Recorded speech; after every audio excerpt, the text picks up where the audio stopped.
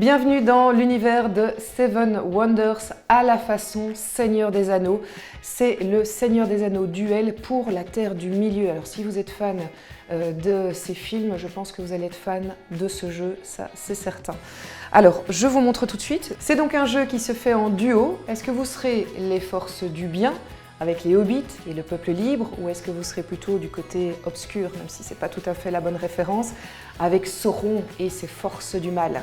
Si vous êtes du côté du peuple libre, vous aurez tous les petits soldats ici dorés. Si vous êtes du côté de Sauron, vous aurez les soldats ici argentés. Vous voyez que les forces du mal de Sauron démarrent avec 2 pièces, alors que notre peuple libre démarre avec 3 pièces. Les bons ont donc un petit avantage. Ce que j'apprécie particulièrement dans ce jeu, c'est qu'il y a 3 manières de gagner. Et comme il y a 3 manières de gagner, ça va mettre de la tension à tous les niveaux. On va penser que notre adversaire va essayer de gagner d'une certaine manière, mais peut-être qu'il est en train de préparer aussi l'autre manière pour se donner toutes les chances. Alors je vais vous montrer comment on peut gagner à ce fameux duel.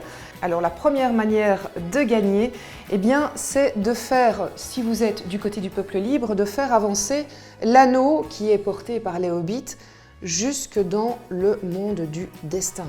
Si vous y êtes arrivé, la partie est finie, vous avez gagné. Alors par contre, les forces du mal peuvent aussi y arriver. À ce moment-là, il faut que le Nazgûl arrive à rattraper l'anneau et le Nazgûl, il va se déplacer comme ceci. Hop, jusqu'à l'anneau. Là, c'est Sauron qui a gagné.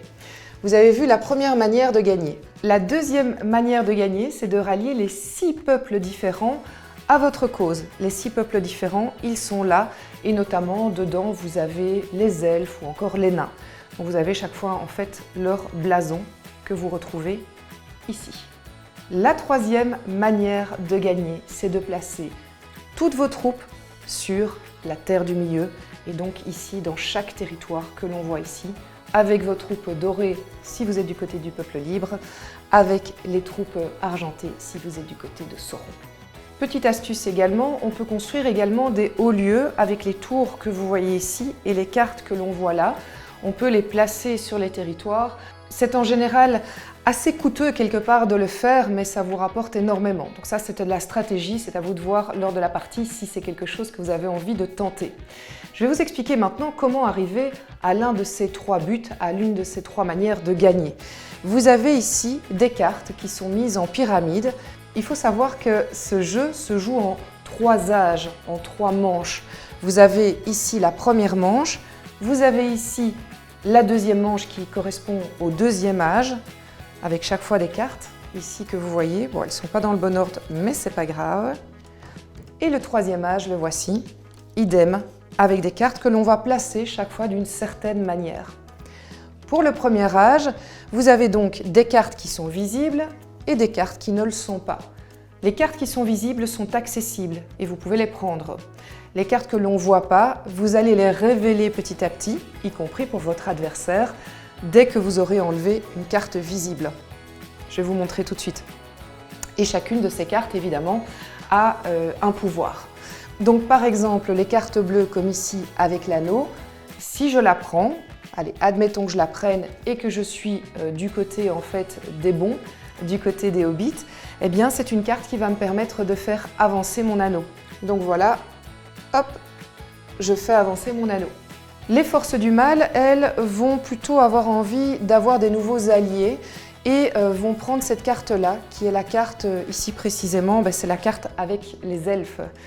C'est mon peuple préféré dans le Seigneur des Anneaux. Donc ici, ils vont prendre les elfes. À partir de 2 elfes, ils pourront prendre un blason des elfes que vous voyez ici et donc essayer de rallier à leur cause un maximum, comme je vous le disais, de peuples différents. 6 peuples différents égale la victoire. Donc ici, il ne peut pas le prendre encore parce qu'en fait, il n'a pas de carte, mais il garde cette carte pour la suite.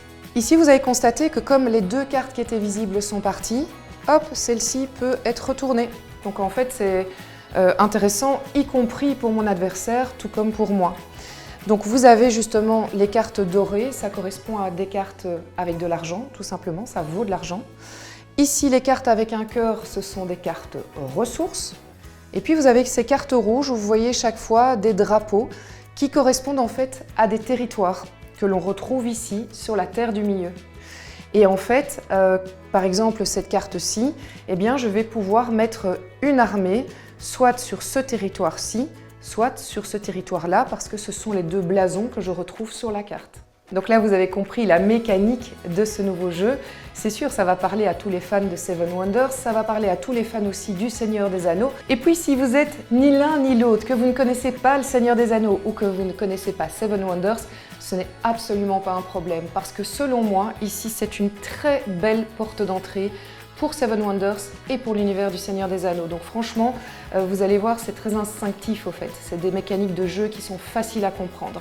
Le Seigneur des Anneaux duel pour la Terre du Milieu, c'est à partir de 10 ans, c'est pour 2 joueurs et une partie de jeu dure environ 30 minutes. Maintenant, c'est à toi de jouer.